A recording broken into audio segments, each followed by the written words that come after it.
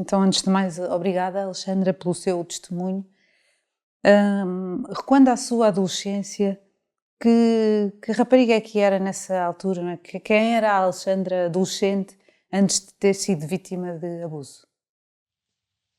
Então, eu era uma miúda que gostava muito de socializar com os meus amigos. Tinha sempre bastantes pessoas comigo.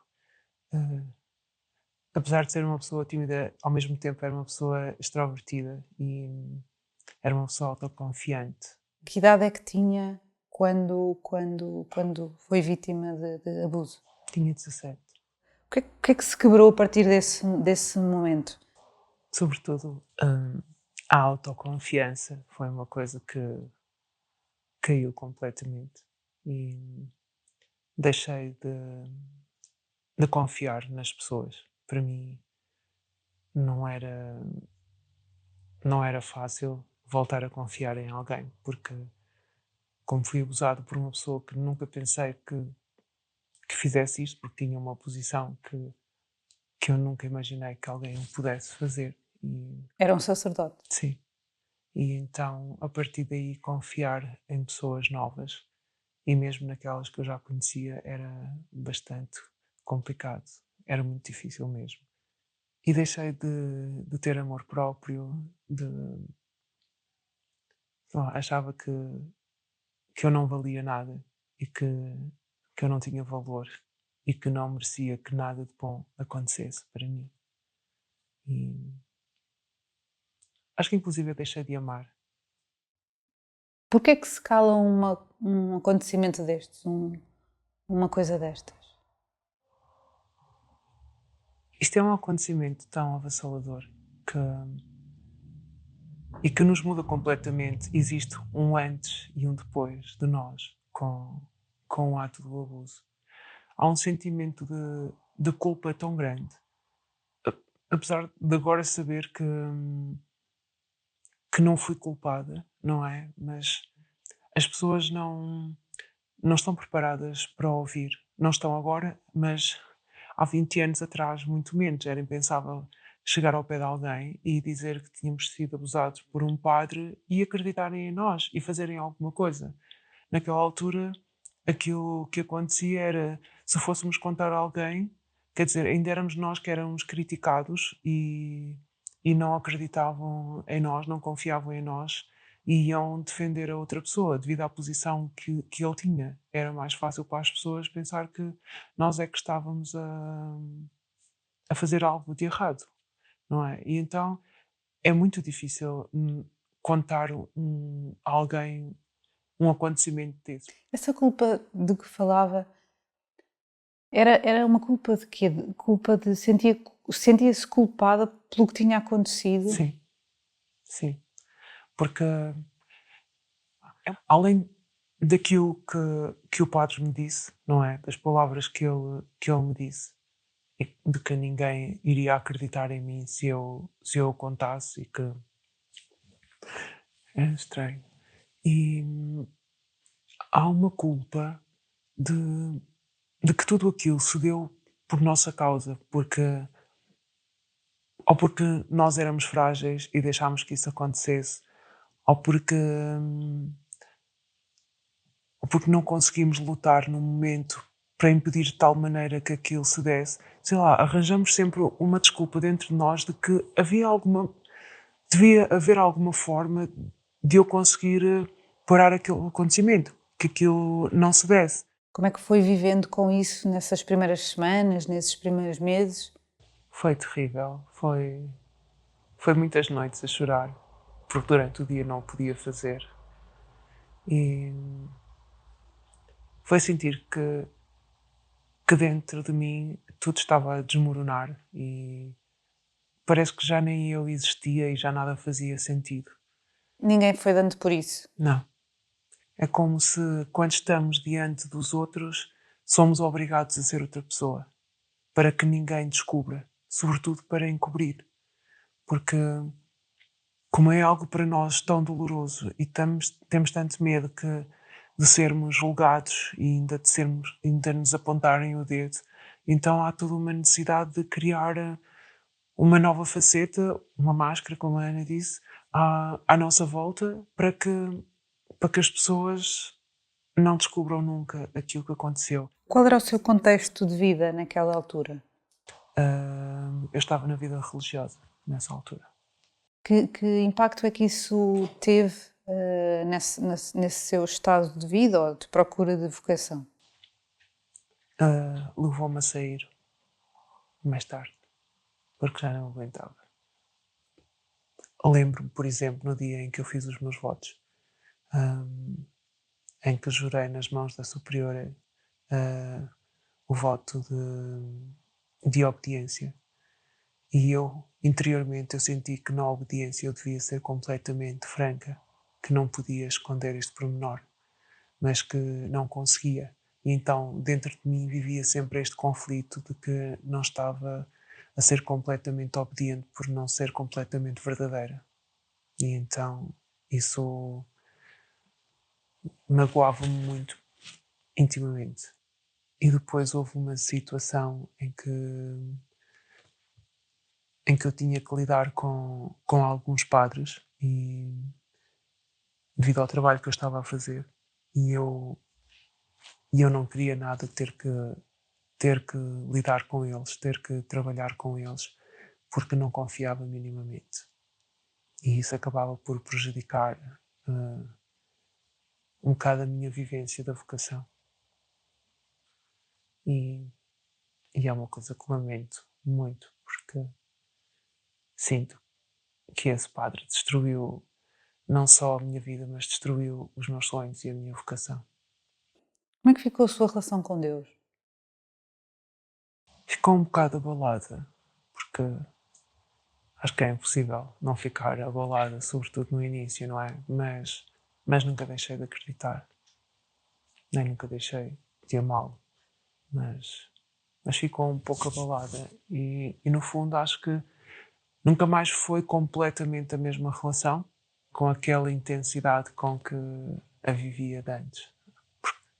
Abala sempre, porque afinal foi dentro da igreja, não é? E, e isso altera-nos muito. O que é que a levou a pedir ajuda?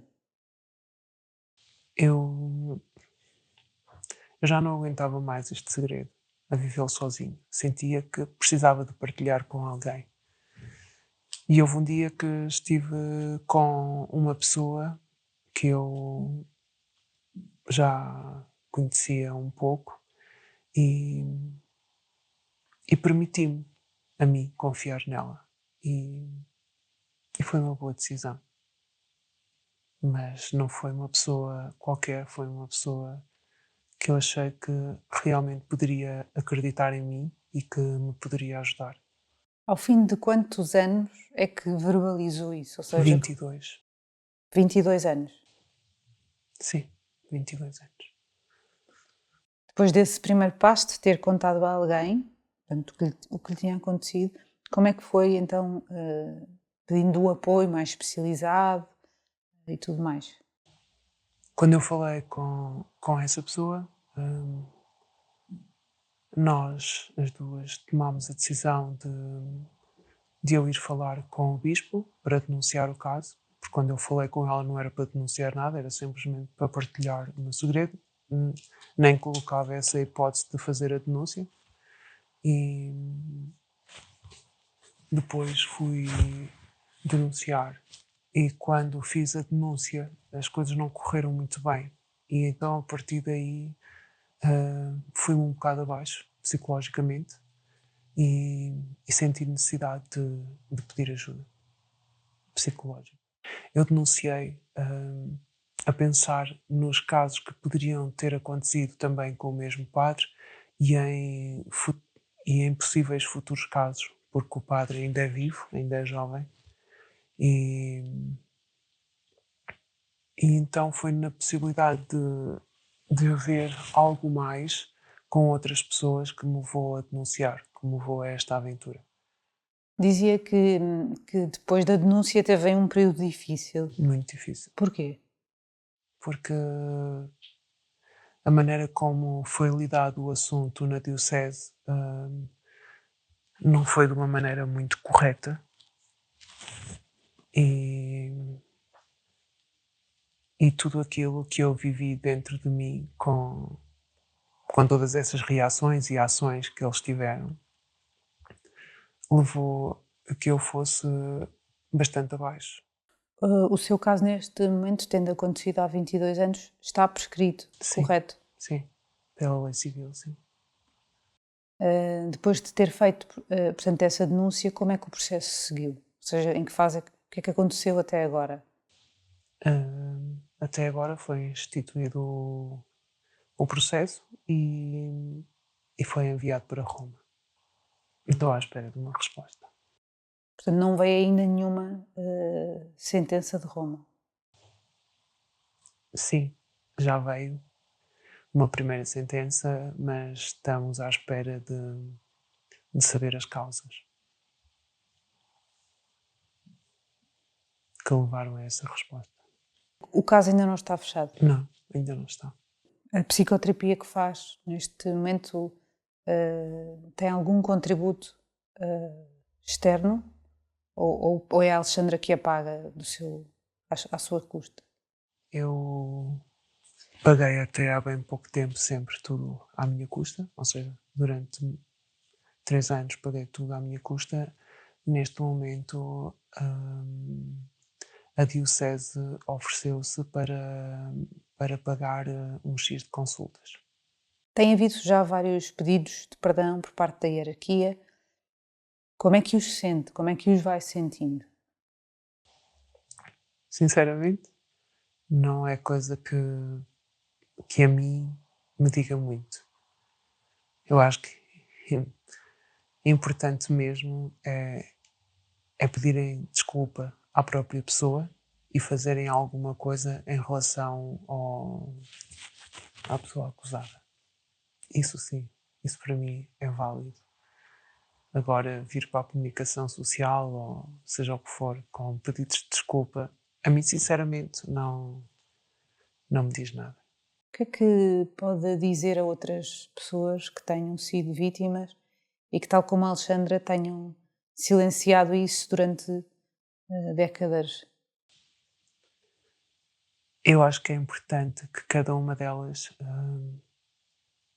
encontre alguém em quem possa confiar e, e possa partilhar sobre esse assunto, porque acho que, acho que temos o direito de não viver toda a vida sozinhos com esse assunto só para nós. E temos o direito de poder partilhar e de encontrar alguém com quem partilhá-lo e que nos acolha, que não é que nos entenda, mas que nos aceite e que nos estime com a nossa história. E que, sobretudo, as pessoas a quem elas contem não nos façam certas questões que magoam, como por exemplo, porquê agora? Porque passado tanto tempo, esquece isso já lá vai. Isso é das piores coisas que podem dizer a uma vítima. Porque para nós é como continuasse a acontecer hoje e se não o dissemos há mais tempo foi porque não o conseguimos e então há que acolher esta não capacidade de partilha e de aceitar e de não julgar as pessoas. Apenas acolhê-las e estar ali para elas. Obrigada.